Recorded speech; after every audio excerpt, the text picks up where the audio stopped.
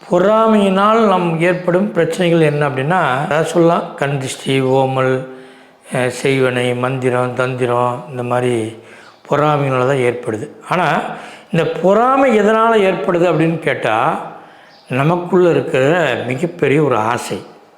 அப்போ பொறாமைகள் படும்போது நல்ல நண்பரை பகை பண்ணிடுவோம். அப்போ பகை பண்ணும்போது நமக்குள்ளே ஒன்றுமே புரியாது. ஏன் பகை பண்ணோம், எதுக்காக பகை பண்ணோம், இது எதுவுமே தெரியாது. அப்போ நல்லவரும் கெட்டவராக மாறும் பொழுது நமக்குள்ளே என்ன சொல்கிறது, ஈகோ ஆரம்பிச்சுக்குது.